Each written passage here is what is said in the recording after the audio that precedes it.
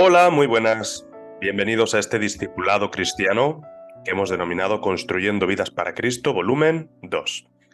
Mi nombre es Sergio Belmonte y me alegra poder acompañaros siempre con la bendición del Señor a este tema 6 que hemos denominado Llamados a ser sabios. Los contenidos de esta lección son los siguientes. En primer lugar, vamos a hablar de nuestra necesidad de ser sabios con el dinero. También hablaremos de la necesidad de ser sabios con lo que hacemos, con las decisiones que tomamos, con nuestros proyectos personales y ser sabios a la hora de formar una familia. Este es un tema bastante extenso, pero es que ser sabios requiere invertir mucho tiempo e invertir mucha sabiduría que viene del cielo. Merece la pena, así que pedimos al Señor que bendiga este tiempo y os animo a que me acompañéis. En cuanto a la sabiduría referente al dinero, vamos a tocar una serie de asuntos. En primero, una pregunta. ¿De quién son los bienes materiales que tenemos en la tierra? ¿Qué es lo que dice la palabra? De Yahvé es la tierra y su plenitud, el mundo y los que en él habitan. Dice: mía es la plata y mío es el oro, dice Yahvé de los ejércitos. Porque el Señor es la tierra y su plenitud. De él son todas estas cosas, dice Primera de Corintios. Entonces, si del Señor es nuestra vida, todo lo que respiramos, el trabajo que tenemos, nuestra familia, el dinero y absolutamente todo lo que tenemos es de Él, llegamos a la conclusión: todo le pertenece al Señor y nada es nuestro. Lo que pasa es que Dios en su bondad lo comparte con nosotros. Él es un Dios generoso y de todo lo que ha creado le place compartirlo con nosotros para que lo disfrutemos de una forma responsable. Si hacemos un recorrido por lo que es las Sagradas Escrituras, vemos que Dios establece el diezmo. Hay un texto en Génesis 14:18 que dice: entonces Melquisedec, rey de Salem y sacerdote del Dios Altísimo, sacó pan y vino y les bendijo diciendo: bendito sea Abraham del Dios Altísimo, creador de los cielos y la tierra, y bendito sea el Dios Altísimo, que entregó tus enemigos en tu mano. Entonces le dio a Abraham el diezmo de todo, o los diezmos de todo. Vemos aquí cómo Melquisedec, que es una figura representativa de nuestro Señor Jesús, porque vemos que hay un texto en el Nuevo Testamento que habla de Melquisedec como alguien que no tiene origen ni genealogía y muchas otras cosas, y está hablando de una simbología comparativa con nuestro Señor Jesús. Y vemos aquí que Abraham da los diezmos a aquel que hace de sacerdote al Dios Altísimo. También podemos ver en otro texto, en Génesis 28, algo que hizo Jacob. Jacob hizo voto diciendo: si fuere Dios conmigo, y me guardare en este viaje en que voy, y me diere pan para comer y vestido para vestir, y si volviere en paz a casa de mi padre, Yahvé será mi Dios. Y esta piedra que he puesto por señal será casa de Dios, y de todo lo que me dieres, el diezmo apartaré para ti. Entonces, podemos ver aquí que tanto Abraham como Jacob, ya en el Antiguo Testamento y anterior a la ley mosaica, ya daban el diezmo y las ofrendas, en forma de diferentes tipos de sacrificio, lo daban a Dios. Continúa la palabra diciendo: así hablarás a los levitas y les dirás: cuando toméis de los hijos de Israel los diezmos que os he dado para ellos por vuestra heredad, vosotros presentaréis de ellos en ofrenda mecida a Yahvé el diezmo de los diezmos. Y se os contará vuestra ofrenda como grano de la era, y como producto del lagar. Así ofreceréis también vosotros ofrenda al Señor de todos vuestros diezmos, que recibáis de los hijos de Israel. Y daréis de ellos la ofrenda al Señor al sacerdote Aarón. De todos vuestros dones ofreceréis toda ofrenda al Señor. De todo lo mejor de ellos ofreceréis la porción que os ha de ser consagrada. Este texto lo escribe Moisés, está dentro de la ley mosaica y está estableciendo el diezmo para el pueblo de Israel.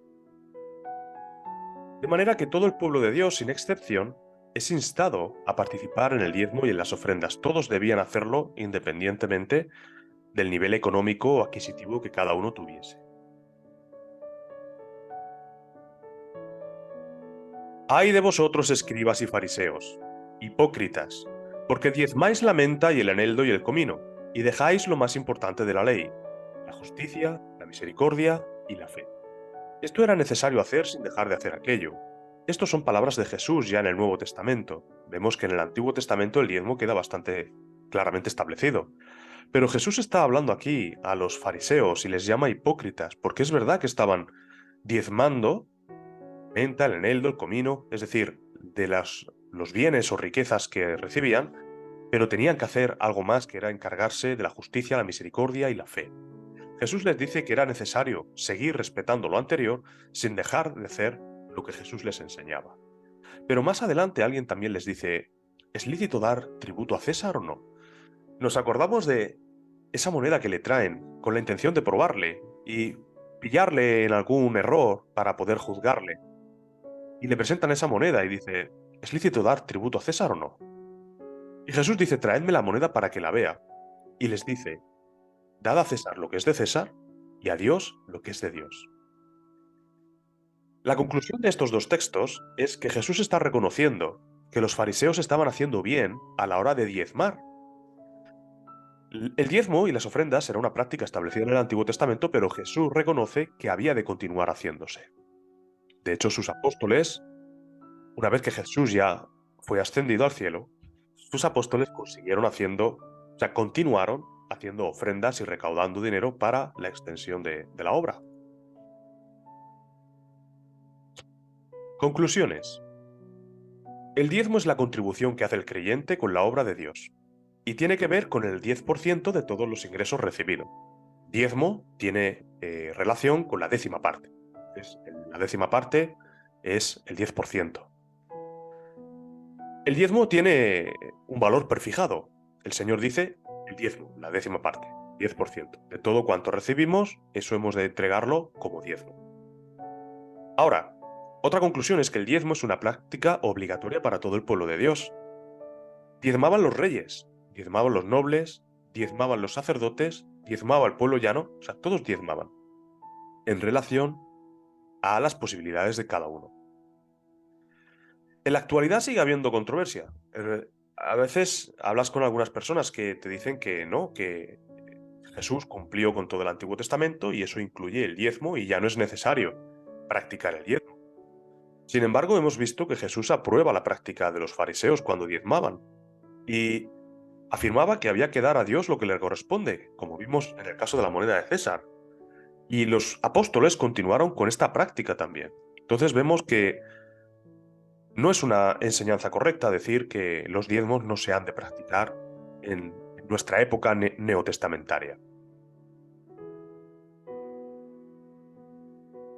Por un lado hemos visto el diezmo, pero también vamos a ver las ofrendas, que también han sido establecidas por Dios.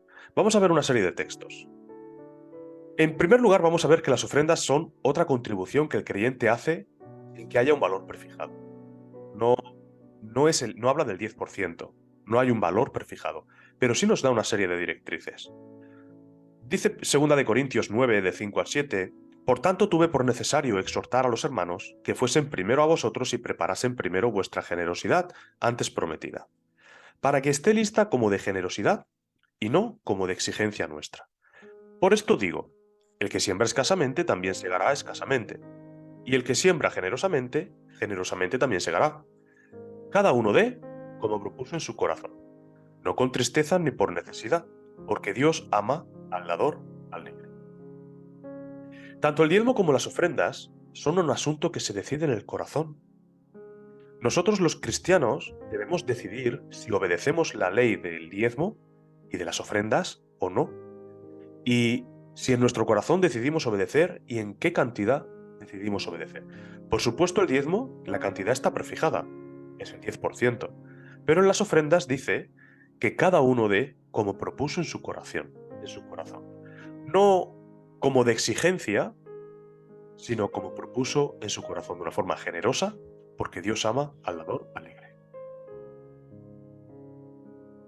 Ahora, hay una advertencia al respecto. Vamos a ver un texto que habla de esto. ¿Robará el hombre a Dios? Dice Malaquías capítulo 3. Pues vosotros me habéis robado, y dijisteis, ¿en qué te hemos robado? En vuestros diezmos y ofrendas. Malditos sois con maldición, porque vosotros, la nación toda, me ha robado.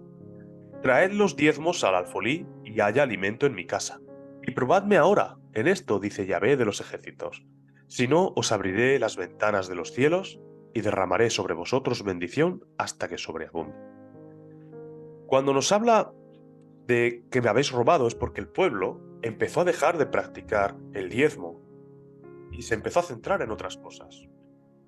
Pero esta parte final, cuando dice os abriré las ventanas de los cielos y derramaré sobre vosotros bendición hasta que sobreabunde, va a aludir a dos tipos de principios: el de la multiplicación y el principio de la siembra y la cosecha.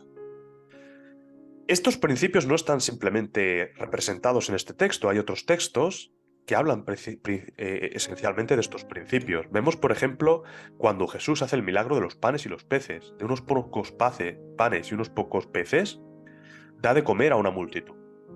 Vemos también la multiplicación en el Antiguo Testamento de la viuda de Sarepta, de cómo con un poquito de aceite hay una multiplicación con mucha cantidad de aceite que sirve para el sustento de esa viuda.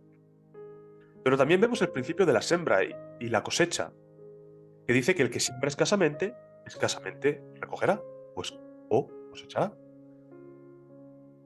Tanto el diezmo como las ofrendas tienen un propósito que cumplir, de manera que tenemos que considerar como obligatorio la práctica si somos hijos de Dios. Y vemos que obedeciendo esta práctica, Dios nos bendice.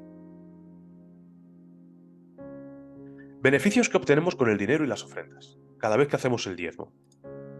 En primer lugar, agradamos a Dios al obedecerle, porque dice Primera de Samuel: ¿se complace Yahvé tanto en los holocaustos y sacrificios como en que se obedezca a las palabras de Yahvé? Ciertamente, el obedecer es mejor que los sacrificios. En segundo lugar, somos libres de la avaricia, de ese amor hacia el dinero.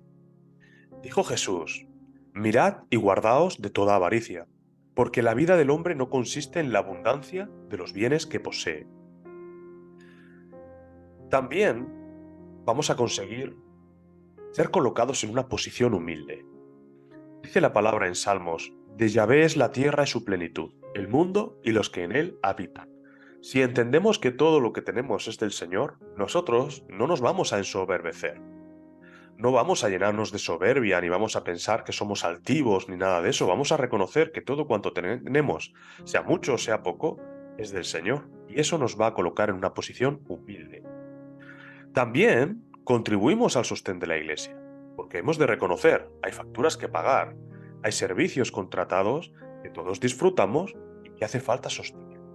También vamos a ver que ayudamos a expandir el Evangelio, porque por medio del diezmo y las ofrendas se ayuda a misioneros, a que hermanos puedan contribuir a la propagación del Evangelio allí donde no ha sido predicado. Y esto también es importante.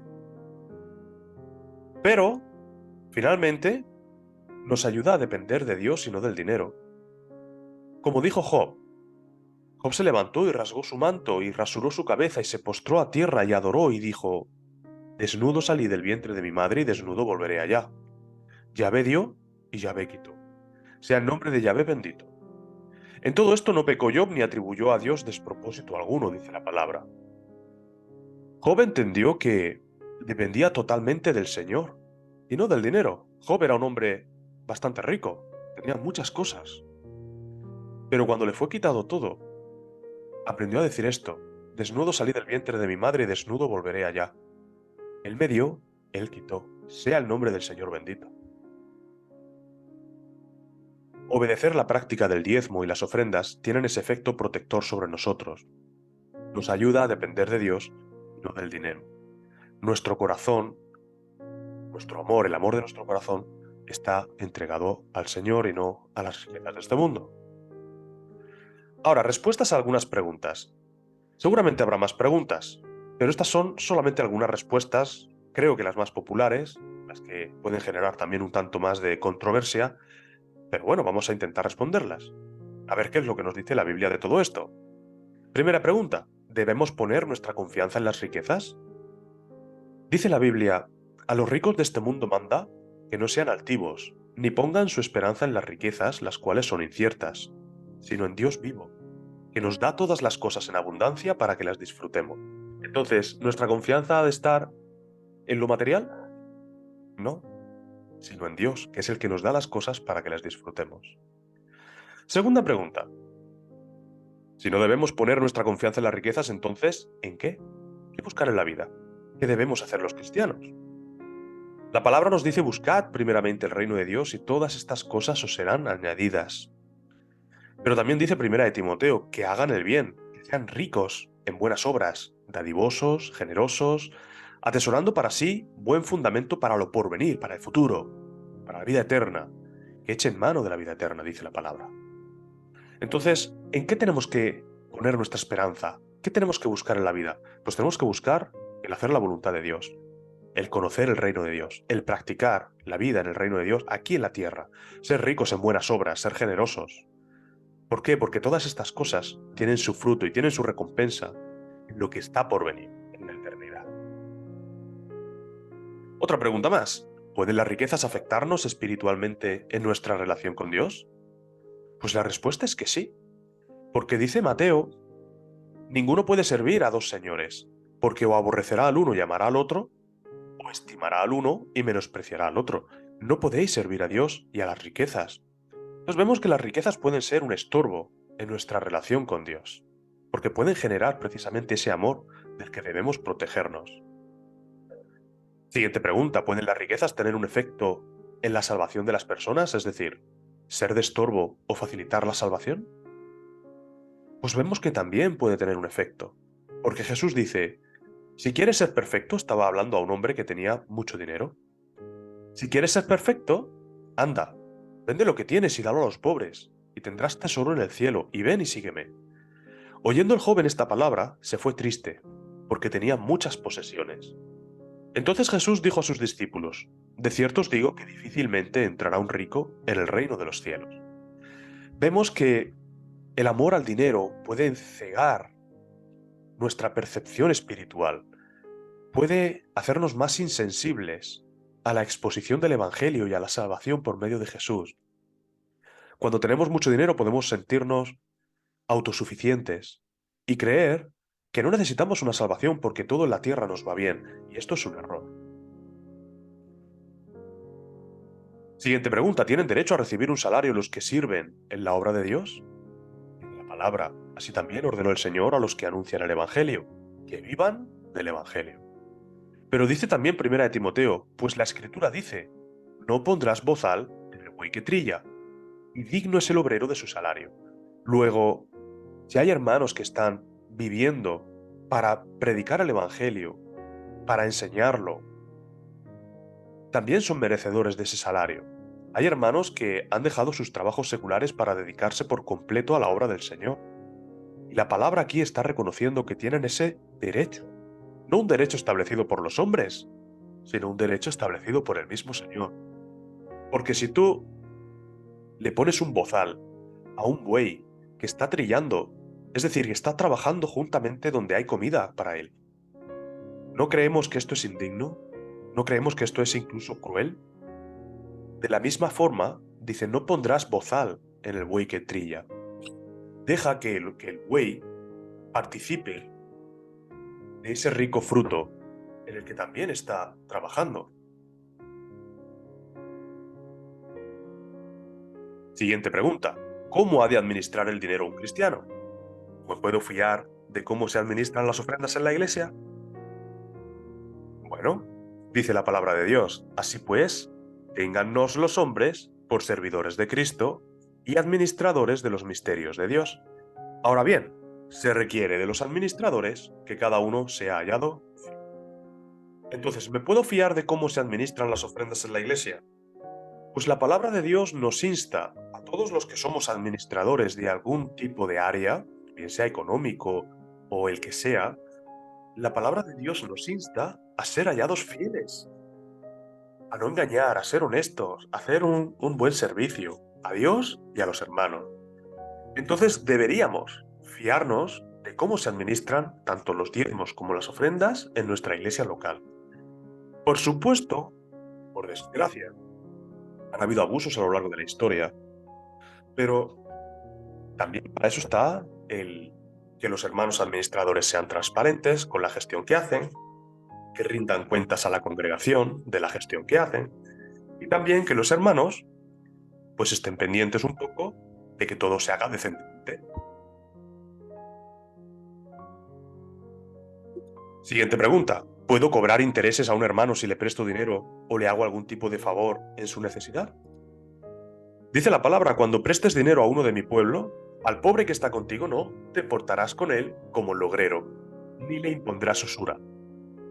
Dice Levítico, no tomarás de él usura ni ganancia, sino tendrás temor de tu Dios y tu hermano vivirá contigo.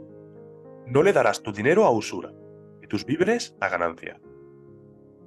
Esto hace referencia a las personas que prestan algo. Imaginémonos que un hermano tiene necesidad y nos pide un dinero, y nosotros, en lugar de pedirle esa cantidad que le hemos prestado, le pedimos que nos devuelva un por ciento más.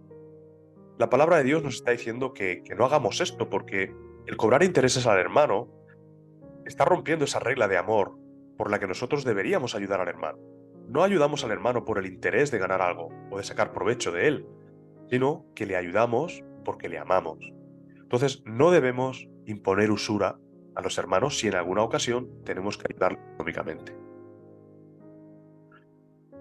Siguiente pregunta, ¿es bueno tocar bombo y platillos cuando doy mi diezmo? ¿Motivará a otros a ver que diezmo mucho dinero o verme ofrendar en público? Hay ocasiones en las que esto puede pasar.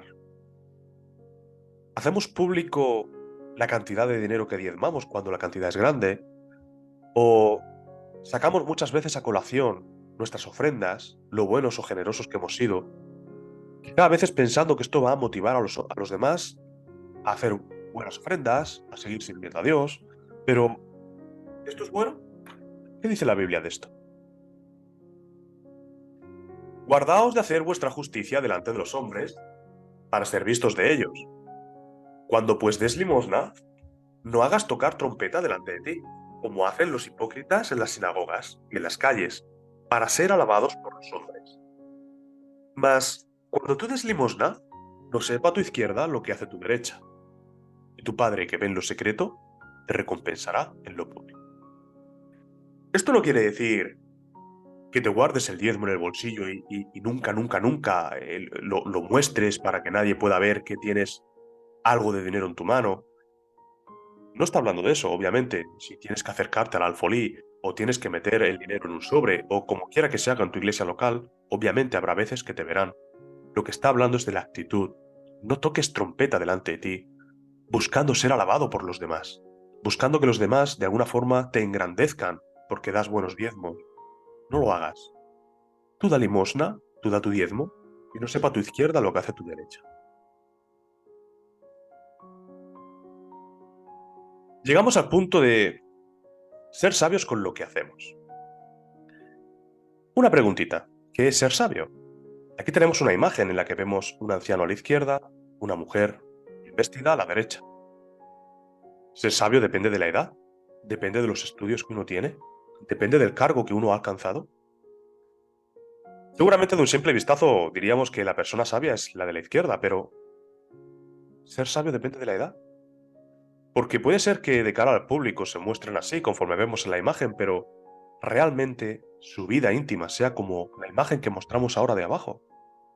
Que la persona que es más anciana sea una persona totalmente inmoral y la persona de la derecha sea una persona que se consagra a Dios.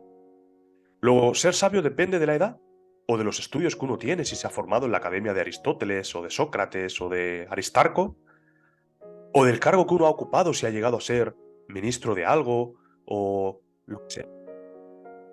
¿Depende de eso realmente? Ser sabio no consiste en saber decir que no.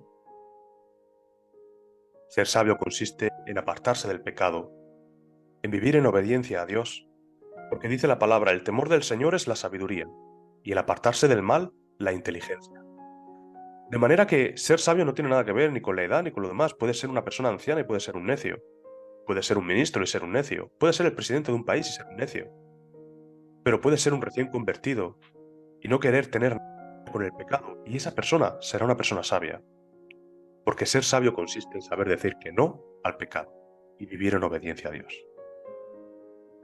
Ahora, hemos de ser conscientes de que estamos en medio de una guerra de influencias. Por un lado tenemos la sociedad y dentro de la sociedad estamos nosotros como iglesia. Estamos inmersos en procesos de influencia y esos procesos de influencia van a intentar buscar dominar nuestros pensamientos. La sociedad quiere que pensemos como ellos y en consecuencia que nosotros, incluso como iglesia, actuemos de la misma forma. Y nosotros los cristianos y como iglesia también somos llamados a influir sobre la vida de los demás. Es una guerra de influencia. Ellos lo intentan hacia nosotros lo intentamos hacia ellos. Sin embargo, no sé si se aprecia en el dibujo. Las líneas negras que representan la influencia de la sociedad choca contra una barrera protectora que impide que entre dentro de la iglesia. Sin embargo, las líneas blancas que representan la pureza de la santidad de la iglesia sí salen desde dentro de nosotros hacia la sociedad. Nosotros debemos de guardarnos de todo tipo de contaminación de la cultura y sí influir a las personas que nos rodean. Porque dice la palabra, no os conforméis a este siglo, dice Pablo en Romanos 12:2. Y la palabra conforméis hace referencia a coger la forma, los hábitos, las costumbres, a imitar los estilos de vida de las personas que están ahí fuera.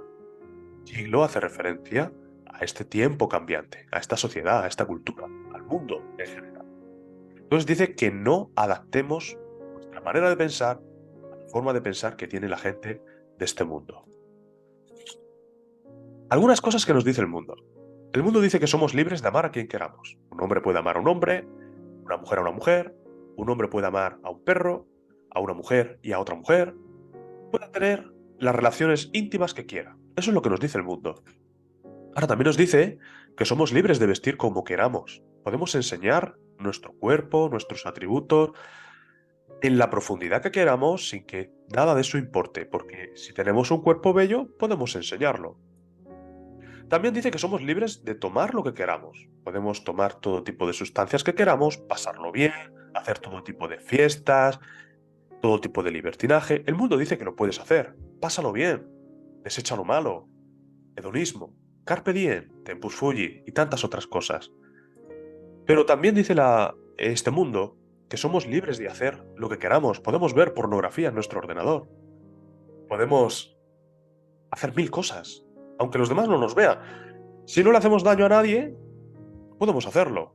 Es lo que nos dice el mundo. Ahora bien, bueno, por supuesto, los efectos de esta libertad hablan de promiscuidad, enfermedades de transmisión sexual, embarazos no deseados, delincuencia, adicciones, abortos, dependencia, suicidio, sufrimiento, familia rota y todo tipo de desórdenes psicológico y de otro tipo. Ese es el efecto de esta libertad del mundo. Cada vez hay más personas enfermas o con trastornos de tipo psicológico o de otros tipos. Es el efecto de la libertad del mundo. El hacer lo que nos da la gana tiene estas consecuencias. Ahora, ¿qué es lo que dice la Biblia? Varón y hembra los creo, y serán una sola carne. Las relaciones íntimas son entre hombre y mujer, es lo que dice la Biblia. Respetamos a las personas, pero condenamos las prácticas, porque Dios las condena. La Biblia dice que las relaciones íntimas han de ser entre varón y hembra, y que ambos serán una sola carne.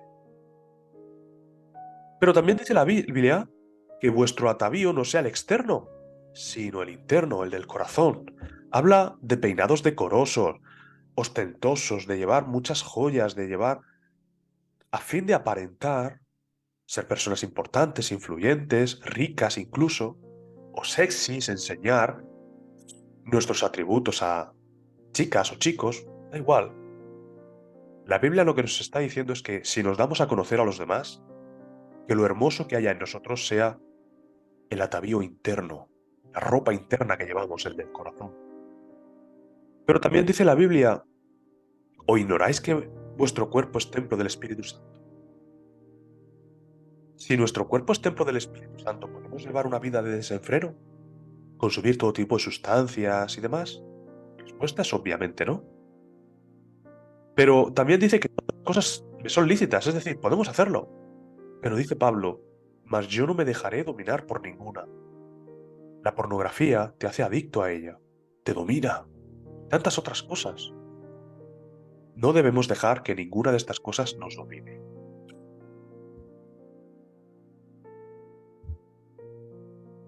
Los cristianos somos llamados a ser maduros y responsables. Aquí vamos a ver a una persona con una apariencia bastante actual y a la derecha vamos a ver un bebé. La persona actual dice, yo soy adulto y consumo drogas porque mi grupo lo hace.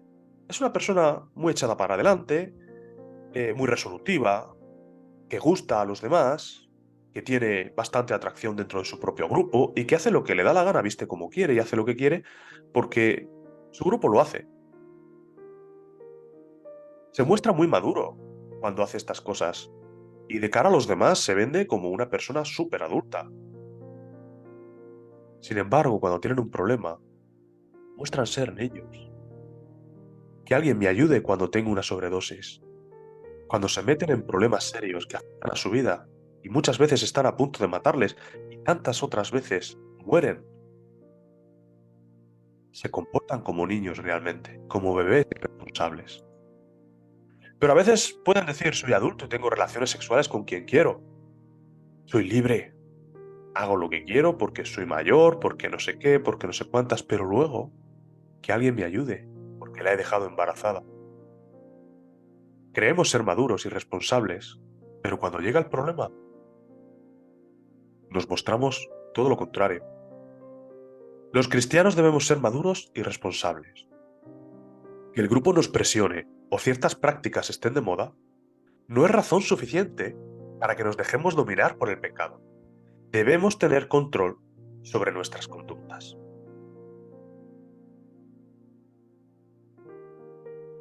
Ahora, ¿cuáles son los límites de nuestra libertad? Tenemos que tener en cuenta que Dios ha hecho al hombre con libre albedrío. Eso es libertad para tomar decisiones. Y a la vez, no nos ha hecho libres del pecado. Ahora somos libres del pecado. Ahora, hemos de ser sabios cuando usamos tanto la libertad para escoger como la libertad del pecado. Hemos de ser sabios.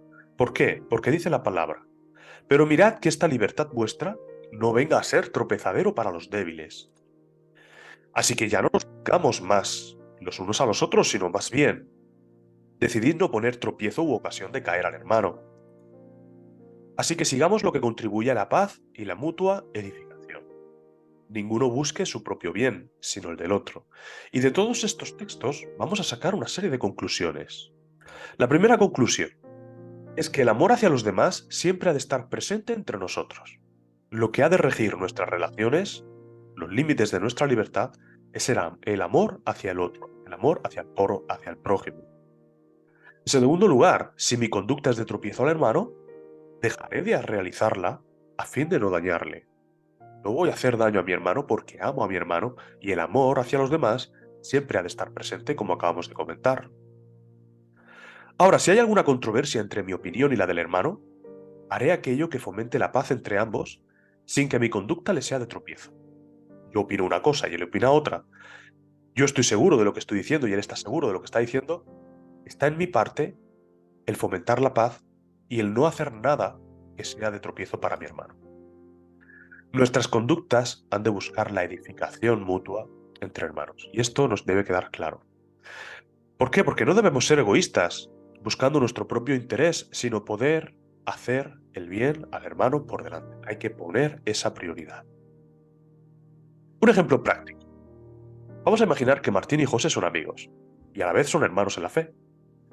Un día Martín invita a José a comer a casa, y de repente le trae una gran cena.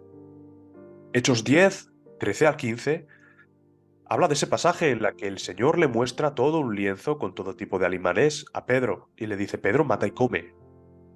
Y Pedro dice, no, no, no, no, no voy a comer de todos los animales porque yo siempre me he guardado según la ley mosaica. Pero el Señor le dice, lo que yo he limpiado, no lo llames tú común, mata y come. Pero en Deuteronomio decía lo contrario, había una serie de alimentos que por salud en aquel entonces y demás, no se podían ingerir. Imaginemos el caso de que Martín es el que tiene conocimiento de que se puede comer de absolutamente todo, pero José tiene el conocimiento y la convicción de que hay ciertos alimentos de que no se pueden comer. Martín le dice, José, te he preparado un rico cochinillo. Pero José dice, ahí va, no debo comer cerdo, porque la Biblia prohíbe comer cerdo.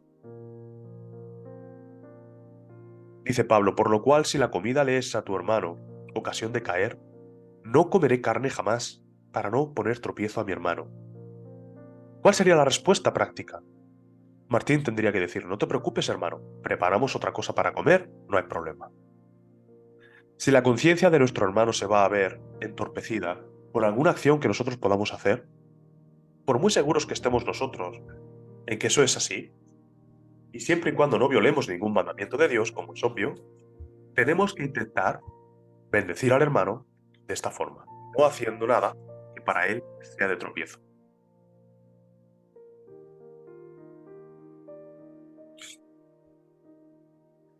Navegando entre dos aguas, legalismo y libertinaje. Esto es importante también. Aquí tenemos el barco de nuestra vida, nosotros llevamos el timón. Pero aquí tenemos a dos bestias que van a intentar acabar con nosotros, el libertinaje por un lado y el legalismo por otro. Nuestra vida es como navegar entre Escila y Caribdis. Es igualmente peligroso navegar entre el legalismo y el libertinaje, porque si te acercas al extremo del libertinaje vas a sufrir daños. Y si te acercas al extremo del legalismo igual, y ambas cosas te pueden destruir. Debemos tener cuidado y navegar por el centro. ¿Qué sería navegar cerca del libertinaje? Pues, por ejemplo, practicar la libertad en Cristo sin prudencia, hacer las cosas sin pensar, básicamente. No examinar las consecuencias de nuestras acciones, no pensar ni ver qué pasará, no pensar en el tropiezo a los demás. ¿Le dañará? ¿Será de tropiezo? ¿Estará edificando a mis hermanos? Cuando tú haces las cosas sin pensar en estas cosas, te puedes estar acercando al libertinaje de forma peligrosa. En cambio, cuando tú riges tu vida por la regla del no hagas, hermano, no hagas esto, no hagas lo otro, no hagas esto, Dios no le gusta esto, ni esto, ni esto, ni esto, ni esto, cuando estás todo el rato insertando prohibiciones, puedes estar acercándote peligrosamente al legalismo, sobre todo cuando estas prohibiciones vienen de los hombres y no de la palabra de Dios. ¿Por qué? Porque hay veces que podemos caer en el error de creer que las reglas nos van a hacer más espiritual que a los demás. Y al final el fruto de esto es que caemos en la crítica y el negativismo. Entonces debemos tener bastante cuidado en esto. Consejos para no caer en ninguna de las dos. Hemos de examinar lo que vamos a hacer y no actuar imprudentemente ni con impaciencia. Hemos de evitar hacer lo que es dañino para nosotros y lo que no edifica a los demás. Evitar juzgar a los que piensan de forma diferente y amarles tal cual son. Pero también debemos limitar nuestra propia libertad si ésta puede dañar a mi hermano. Pero también debemos procurar que hagamos lo que hagamos sea todo para la gloria de Dios. Finalmente, no hagamos nada que Dios prohíba taxativamente o viole sus principios morales. Si hay algo que Dios te dice no lo hagas, haz caso a Dios. Acuérdate que Él se complace más en la obediencia y no en los sacrificios. De manera que aquí vemos un esquema final para ser sabios con lo que hacemos. El equilibrio es la virtud. Si nos desplazamos a la zona del libertinaje y haciendo todo lo que queremos sin pudor, caeremos en el libertinaje y estaremos desagradando a Dios. Si nos desplazamos al otro extremo, no hago absolutamente nada y estoy irritado con el mundo de mi alrededor, estaré cayendo en el legalismo. La clave está en la vida equilibrada, hacer todo lo que sea bueno para Dios, para mí y para los demás.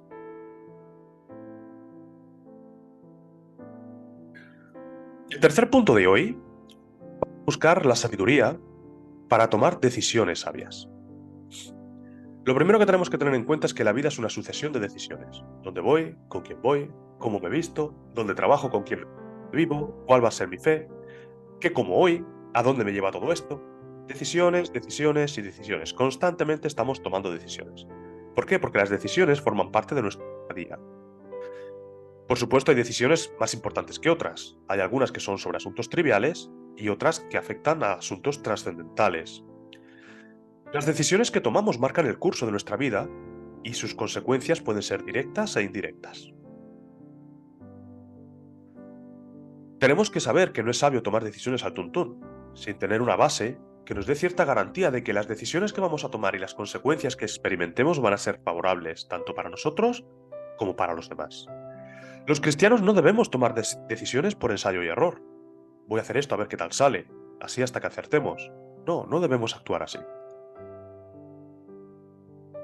Consejos para tomar buenas decisiones. En primer lugar, llena tu mente del consejo de Dios. Aquí vemos una ilustración. Y una serie de versículos. La exposición de tus palabras alumbra, hace entender a los simples. ¿Queremos dejar de ser simples? Expongámonos a la palabra de Dios. Te haré entender y te enseñaré el camino en que debes andar. En la palabra encontraremos la forma, el entendimiento acerca del camino que debemos andar. Me has hecho más sabio que a mis enemigos con tus mandamientos, porque siempre están conmigo. La palabra de Dios, guardar su palabra. En segundo lugar, escoge bien tus fuentes de información. Por ejemplo, aquí vemos un ingeniero informático. No todas las fuentes de información son idóneas. Un experto en informática te puede ayudar o te puede asesorar sobre qué ordenador puedes comprar, pero no es una buena fuente de información si lo que estás necesitando es una pieza para reparar tu coche. En los asuntos trascendentales de la vida, la muerte, la resurrección, qué hay en la eternidad, cuál es nuestra condición, cuál es nuestro estado, qué hay en el futuro, todo eso, la mejor fuente de información es Dios y su palabra. ¿Por qué? Porque Dios no es hombre para que mienta, como dice Números 23. O como dice en Hebreos 6, en las cuales es imposible que Dios mienta. Es imposible. Cuando venimos al Señor como fuente de nuestra información y preguntamos a Dios sobre estas cosas, sabemos que Él nos cuenta la verdad. Los hombres pueden tener motivaciones e intereses que desconocemos, teniendo en cuenta también que somos imperfectos. Alguien puede decir que nos está ayudando con la mejor de las intenciones, pero no conocemos lo que hay en su corazón. En cambio, sí conocemos lo que hay en el corazón de Dios, porque dice Jeremías 29:11, porque yo sé los planes que tengo para vosotros, son planes para lo bueno, para que tengáis un futuro y una esperanza. Y es imposible que Dios mienta, como podemos ver en la imagen. En tercer lugar, reúne el máximo de información que te sea posible. Muchas veces tomamos decisiones malas porque no estamos bien informados. Antes de tomar una decisión hemos de reducir la incertidumbre que podamos.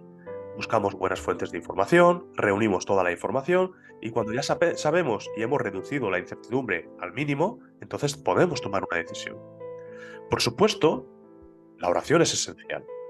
Debemos llevar todo a los pies del Señor antes de actuar. Porque dice la palabra, por nada estéis afanosos sin conocidas vuestras peticiones delante de Dios en toda oración y ruego, con acción de gracias. En quinto lugar, debemos disponernos a hacer aquello que Dios nos pida que hagamos. Porque dice Santiago, sed hacedores de la palabra y no tan solamente oidores, engañándonos a vosotros mismos. Hemos de ser hacedores de la palabra. Dice también Jesús, cualquiera pues que me oye estas palabras y las hace, le compararé a un hombre prudente que edificó su casa sobre la roca. Y continúa más tarde diciendo, pero cualquiera que me oye estas palabras y no las hace, le compararé a un hombre insensato que edificó su casa sobre la arena y fue grande su ruina. Si Dios nos dice que a la hora de tomar una decisión este es el camino o aquel otro, hemos de obedecer lo que el Señor nos diga. Hemos de estar dispuestos a obedecer. Algunos ejemplos prácticos. Por ejemplo, ¿a qué iglesia debo ir? Pues hemos de pensar, hemos de reunir información antes de tomar una decisión. ¿Qué doctrina tiene? ¿Dónde se ubica? ¿Quién es el pastor? ¿Cuál es el programa de la iglesia? ¿Tiene buen testimonio la iglesia? Esas preguntas y muchas otras cosas más. No podemos tomar una decisión de ir a una iglesia simplemente porque esté cerca de casa. Quizá su doctrina no sea una buena doctrina. Quizá el pastor no tenga un buen testimonio, no tenga una buena relación con Dios o su doctrina sea un tanto distorsionada.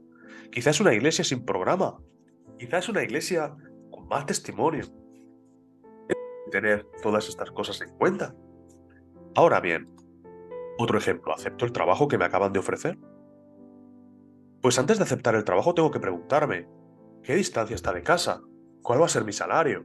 ¿Me va a permitir ir a la iglesia? ¿Tendré tiempo para el Señor personal? ¿Cómo va a afectar este trabajo a mi iglesia? ¿A mi familia? ¿A mis hermanos? Todas estas cosas hay que considerarlas, porque son decisiones serias que pueden tener gran trascendencia. En cuarto lugar, vamos a ver nuestra necesidad de ser sabios con los proyectos personales que emplean. ¿Quién no tiene sueños? ¿Quién no ha querido ser astronauta alguna vez? ¿O futbolista? ¿O médico? ¿O cualquier otra cosa? ¿Quién no ha querido? Tener sueños es algo inherente al humano. Todos hemos soñado en alguna ocasión con ser algo o alcanzar alguna meta. Algunos tienen metas más altas que otros, pero todos tenemos metas en algún área de la vida. Algunas veces nuestros sueños son inalcanzables, otros se frustran por las circunstancias de la vida y otros los perseguimos hasta alcanzarlos. Ejemplos de esto, pues quizá para mí sería inalcanzable llegar a ser astronauta. Quizá para mí hubiera sido frustrante o puedo sentir frustración por no haber llegado a ser médico o futbolista o cualquier otra cosa. Otras veces nuestras metas las perseguimos hasta que las alcanzamos. Todos los sueños tenemos que tener en cuenta que requieren inversión personal y a la vez de una inversión llevan un riesgo inherente. Nos exponemos a un riesgo. Vamos a hablar de esto. ¿Por qué? Porque los sueños aportan, los sueños requieren y los sueños tienen riesgos. A veces solamente pensamos en lo que aportan. Nos aportan ilusión, porque nos mantienen motivados. Ay, yo quiero ser médico y estoy estudiando la carrera y qué bien, porque ya estoy en tercero y estoy aprendiendo un montón y me quedan 3 cursos por delante y quiero seguir y estoy ilusionado porque ahora vienen los cursos más prácticos. Pero también dan un sentido de autorrealización. Ah, acabo de conseguir terminar la carrera, ya soy médico. Por fin lo conseguí, me siento autorrealizado, mi esfuerzo sirvió de algo. También te aportan un reconocimiento por parte del grupo, esto es inherente a toda condición humana. Los demás me están viendo, soy un médico reconocido en mi país o en mi ciudad. Ah, Sergio es un médico, es un buen médico, es un buen cirujano, es un buen neurólogo. No lo sé, el grupo te reconoce. Pero los sueños también te aportan un conocimiento humanista, un conocimiento diferente al que podemos encontrar en la palabra de Dios. Ahora, todo esto que te aportan van a requerir de ti algo. En relación a la ilusión, va a requerir de ti un sacrificio de tu tiempo personal. También va a requerir de ti un sacrificio en tu tiempo con los demás. También va a requerir de ti un sacrificio en tu tiempo con Dios. Y finalmente, va a requerir de ti que te expongas, a veces más de lo debido, a la cultura humanista, al pensamiento del hombre. No erremos, muchas de las carreras o de los grados que se estudian en la actualidad están basados en el conocimiento humanista y no en lo que Dios opina de esas cosas. Ahora todo esto tiene un riesgo. Cuando sacrificamos nuestro tiempo personal porque el proyecto es largo, podemos sufrir el síndrome de burnout, sentirnos quemados, saturados, insatisfechos por la sobrecarga. Pero también el sacrificio con el tiempo con los demás puede hacer que perdamos las relaciones. Conseguimos ser un gran doctor en lo que sea, un gran abogado, pero perdimos los amigos porque no pudimos tener relaciones con ellos. Puede provocar también un enfriamiento espiritual porque dejo de tener tiempo con el Señor. Y en consecuencia, ese conocimiento que Dios quiere darme para que yo pueda tener una vida de éxito, ese conocimiento que ha de estar en mi mente y en mi corazón puede ser sustituido por ese conocimiento al que me he expuesto según la cultura humanista. Es el riesgo que hay que sopesar. Un ejemplo práctico de todo esto. Aquí vamos a ver en la imagen a una jueza y a un doctor. ¿Qué es lo que requiere y cuál es el riesgo? Mucha ilusión por alcanzar el objetivo. Como hemos comentado antes, quiero ser jueza de mi ciudad, quiero ser un gran doctor. Y eso te mantiene ilusionado, te sientes autorrealizado. La sociedad te valora porque eres alguien que tiene un valor para la sociedad. Te permite entender la vida de una forma distinta. Adquieres un conocimiento sobre las leyes, sobre la medicina, sobre la ciencia, sobre otro tipo de áreas. Y va a requerir de ti mucho tiempo de clase, mucho tiempo de estudio en tu casa, poco tiempo de dedicación para los demás, tiempo a solas con Dios muy reducido y una influencia cultural demasiado grande. Imaginemos 8 horas de clase diarias y 6 horas de estudio en casa. Son 14 horas de exposición a pensamientos humanistas. Esto puede dar lugar a un estrés muy grande. perder a nuestra familia, a nuestros hermanos, el matrimonio, los hijos, a que Dios ocupe un lugar muy pequeñito en nuestra agenda, a veces incluso solamente los domingos, quizá a menos. Podemos llegar a perder la noción de qué significa ser cristiano. Podemos llegar a perder esa noción de buscar primeramente el reino de Dios y su justicia para que lo demás nos sea dado por añadidura, y poner nuestra esperanza y nuestro objetivo en otras cosas. Hemos de pensar muy bien todas estas cosas. La clave bíblica, ¿qué es lo que nos dice el Señor? ¿Qué pide Yahvé, tu Dios, de ti? Sino que temas a Yahvé tu Dios, que andes en todos sus caminos y que lo ames y le sirvas a Yahvé tu Dios con todo tu corazón y con toda tu alma. Y dice también, y considerémonos unos a otros para estimularnos al amor y a las buenas obras, no dejando de congregarnos como algunos tienen por costumbre. Y solamente de estos dos textos, podríamos hablar de muchos más, sacamos una serie de conclusiones. En primer lugar, lo que Dios nos pide es que le conozcamos, que busquemos conocerle. En segundo lugar, nos pide que nos guardemos para Él, que nos consagremos a Él, que crezcamos en santidad, apartados de todo lo que contamina, para dedicarnos a Él. Que le demos a Él prioridad, que le sirvamos, que hagamos el bien a los demás y que nos congreguemos con el resto de nuestros hermanos. Podríamos decir más cosas. Podríamos meter la gran comisión dentro del servicio, las obras de compasión en hacer el bien, el visitar a los hermanos como el congregarnos. Aquí hemos puesto solamente 6 razones, pero hay muchas más. De esta manera, debemos entender que todos nuestros proyectos deben subordinarse a estos principios.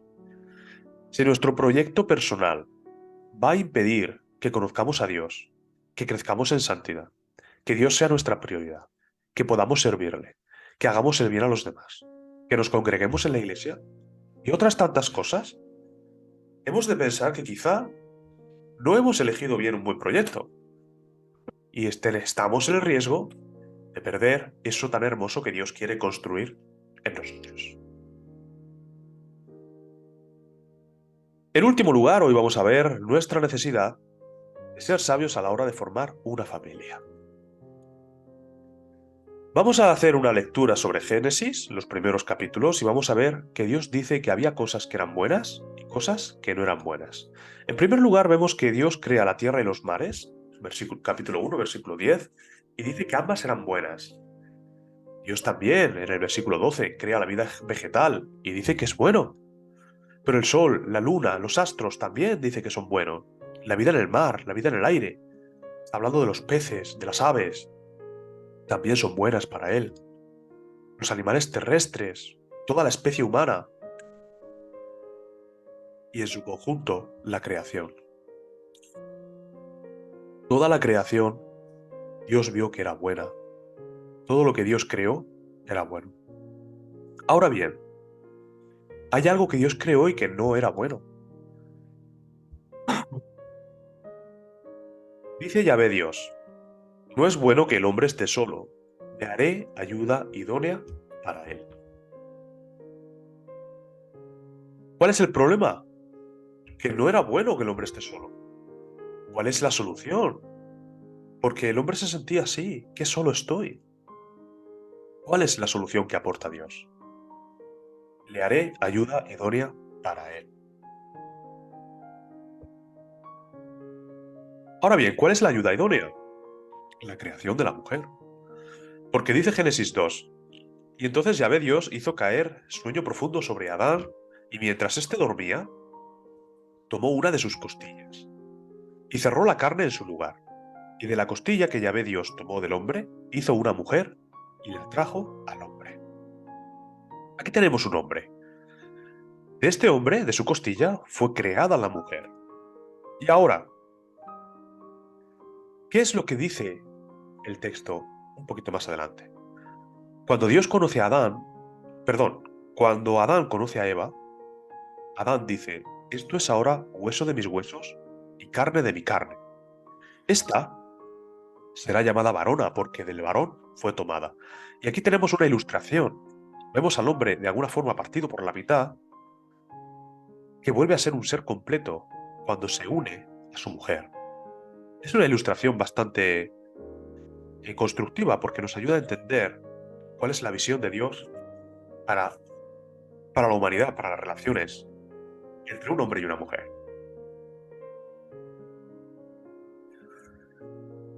Por tanto, dejará el hombre a su padre y a su madre y se unirá a su mujer y serán, como vemos en la imagen, una sola carne.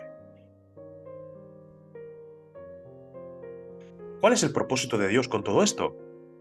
En primer lugar, dar al hombre y a la mujer a alguien con quien compartir su comunión, lo que en la Biblia se conoce como coinonía, una comunión de intimidad. Hay otro texto que dice, hagamos al hombre a nuestra imagen conforme a nuestra semejanza.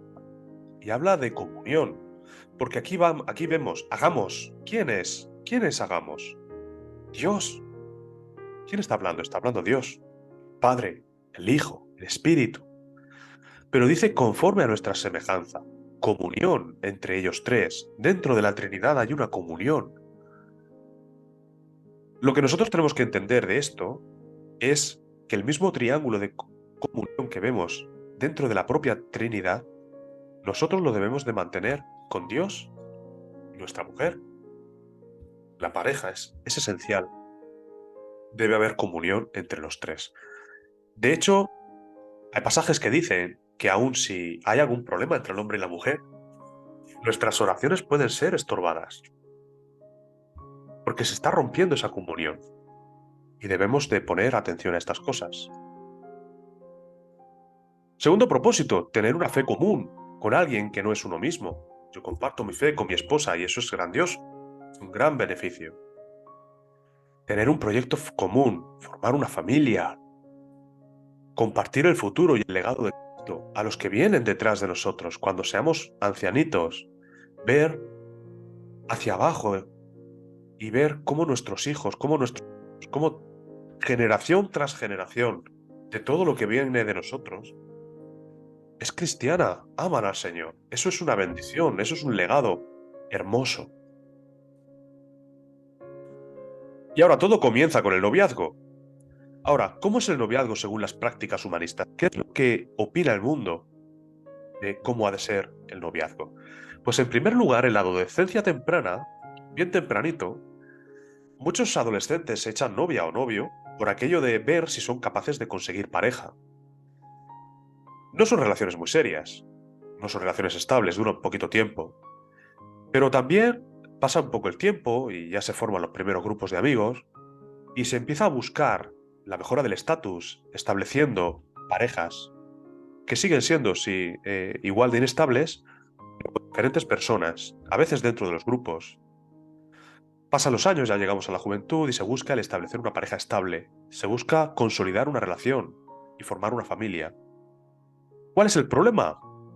No somos maduros ni responsables porque no hemos seguido las directrices de Dios y entonces el tiempo determinará si esa pareja estable se romperá o se formará una familia. Y si se rompe, volveremos a buscar otra, y volveremos a buscar otra, y volveremos a buscar otra. Y a veces los años pasan y las personas llegan a una edad bastante avanzada y no salen de este bucle.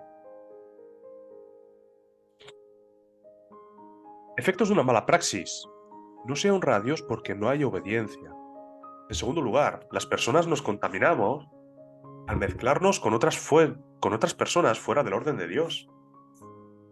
Cuando tenemos relaciones con otras personas fuera de lo que Dios ha establecido, tiene su efecto sobre nosotros. ¿Por qué? Porque cada relación rota puede causar heridas que pueden ser difíciles de cerrar y a la vez distorsionar el concepto de relación íntima, porque estamos obrando fuera de la voluntad de Dios. Podemos llegar a aprender que una relación íntima es de una forma equivocada y seguir así toda la vida. Pero también puede distorsionar el concepto de rol que ocupa cada uno, cómo ha de ser un hombre, cómo ha de ser una mujer. Puede ser que iniciemos una relación íntima con una persona que sea inmadura, egoísta, irresponsable, una persona incluso que sea tóxica o que quiera dominar sobre la otra persona, e incluso puede llegar al abuso, puede generar una serie de problemas, incluso en nuestro concepto de rol, cómo es un hombre, cómo es una mujer, cómo ve Dios todas estas cosas. Y por supuesto, va a ser un mal testimonio público, porque va a alentar a los demás a imitarnos. Si les damos mal ejemplo, van a encontrar una excusa para hacerlo mal ellos también.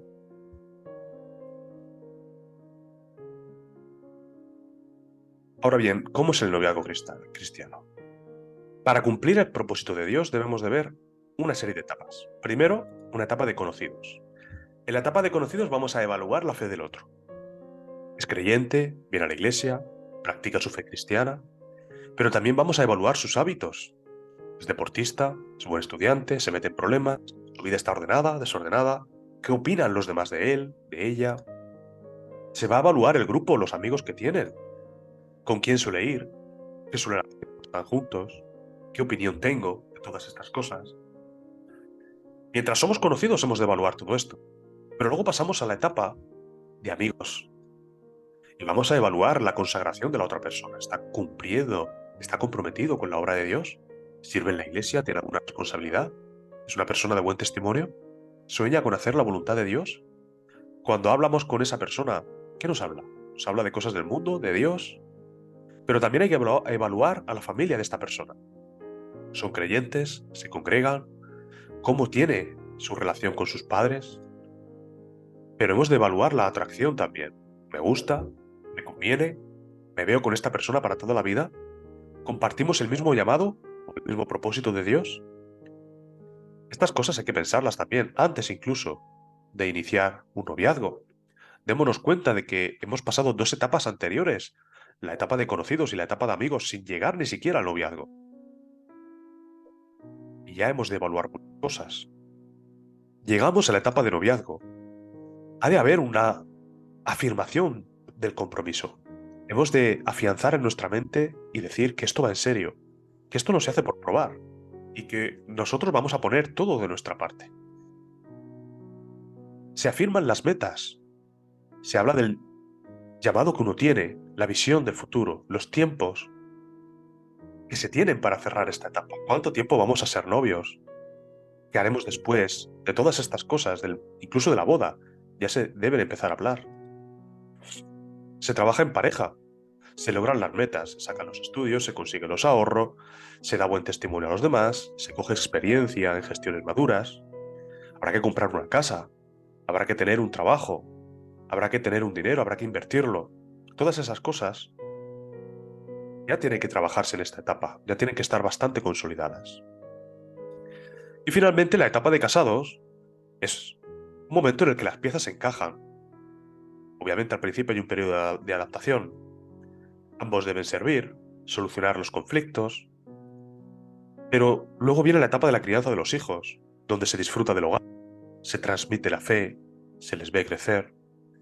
Y luego está la etapa de dejarles un legado, dar buen testimonio cristiano a quienes vienen detrás de nosotros. Esto es el propósito de Dios para formar una familia. Y todas estas etapas son importantes y las hemos de tener en cuenta. Es importante observar estas cosas, máxime en el día de hoy cuando vemos que, lamentablemente, muchos jóvenes, incluso en las iglesias, llevan noviazgos totalmente fuera del paradigma bíblico y sus relaciones de intimidad son más parecidas a las relaciones de intimidad que tiene el mundo, a las que hemos descrito anteriormente. Por supuesto, no hay bendición en la desobediencia. Y por supuesto lo contrario. En el momento en el que obedecemos a Dios y pasamos por todas estas etapas de una forma ordenada, teniendo en cuenta lo que Dios tiene para nosotros, nuestra vida es bendecida. Recordemos que cuando los ojos de Adán se abren una vez que es cerrado su costado, Adán ve una mujer, no un harén de mujeres sobre las cuales escoger. El Señor tiene una mujer si eres hombre o un hombre si eres una mujer. Porque Eva cuando abrió sus ojos vio a Adán y no a muchos Adán, solamente a uno. No caigamos en el error de contaminarnos a nosotros mismos, no caigamos en el error de generarnos daño innecesario y obedezcamos al Señor que siempre nos será para bien. Bueno, pues muy bien. Hemos terminado este tema. Gracias al Señor hemos podido exponer algunas pinceladas de lo que dice su palabra y que nos puede ayudar para buscar un poquito más la sabiduría de Dios. Hemos hablado del dinero, de tomar elecciones, de formar una familia, proyectos personales y demás. Espero que lo hayáis disfrutado. De verdad es muy importante que en el día de hoy busquemos la sabiduría que viene de Dios. Es esencial. Y nada más que emplazarles para la semana siguiente y desearles que el Señor desde lo alto les siga bendiciendo grandemente. Un abrazo en el Señor.